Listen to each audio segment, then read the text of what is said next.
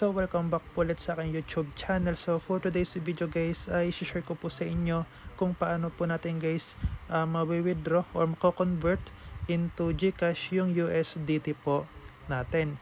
So bale dito guys meron po tayong 8.5 USDT. So nasa 498 pesos po siya guys, or almost 500 pesos na po. So para mabenta po yan or magawang cash or GCash, so punta lang tayo guys dito po sa may P2P trading.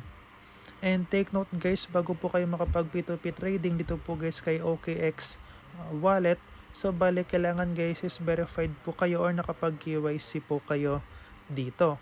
So dito guys, click po natin ito pong P2P sa may taas and click sell since na magbebenta tayo guys ng USDT.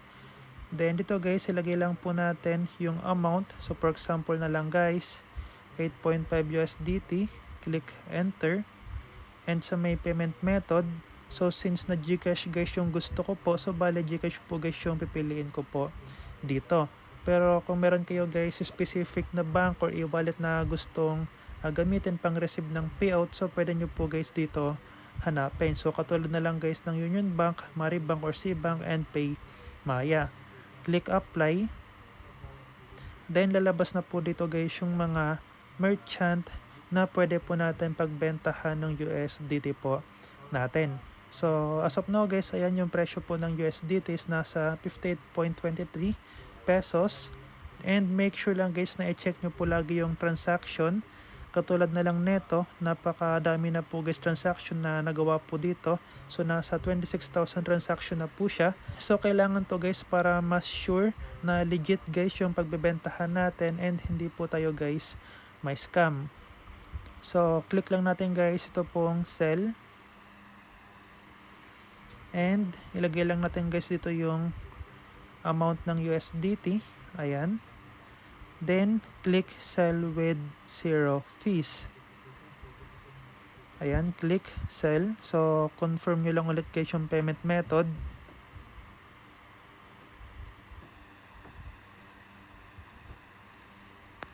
And then pagka sell nyo po guys, so wag nyo po muna i-release yung crypto. So bali wait nyo po muna na ma-receive sa bank or sa GCash nyo po. So hanggat hindi yan guys nagsisend ng proof of payment and hindi pa guys pumapasok sa GCash po natin, so wag na wag nyo po guys i-release yung crypto. So yun guys, inabot ng 5 minutes bago ma-send po sa GCash po natin. Pero kadalasan dyan guys, umabot yan ng 20 to 30 minutes. So bali depende po guys sa merchant na pinagbentahan po natin ng USDT. So siya sa guys ay nag-send siya ng proof na na-send niya na po. And double check nyo guys sa may GCash nyo po, kasi once na na-release nyo guys yung crypto or yung payment, so malaki guys yung chance na hindi nyo na po guys mabawi yung USDT nyo po. So double check lang po natin. So ayan guys, na-receive naman siya. Ayan, naka-receive tayo guys ng 494, so almost 500 pesos. And saka po natin guys i-release yung crypto. So click po natin guys ito pong release crypto. Ayan. And click release. Then ayan guys, bali okay na po yan. And sa mga magtatanong guys, paano po ilagay yung GCash po natin dito sa OKX wallet or yung bank details po natin, so punta lang kayo guys dito po sa my profile. So nasa baba. Ayan. And punta kayo guys dito po sa may payment.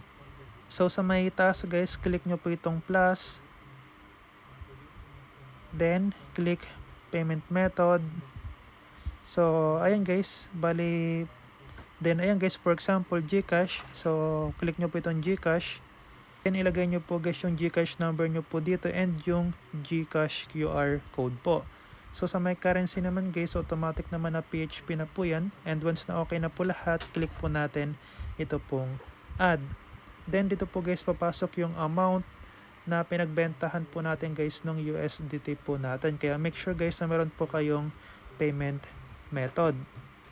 And take note guys, so pwede po kayo maglagay ng kahit ilang bank or e-wallet doon po guys sa may payment method. So yun lang po. So sana po guys nakatulong po sa inyo ito pong ating video. And kung may katanungan kayo guys, so pa-comment lang po dyan sa ating comment section. So yun lang po, maraming salamat po sa inyo. Peace out.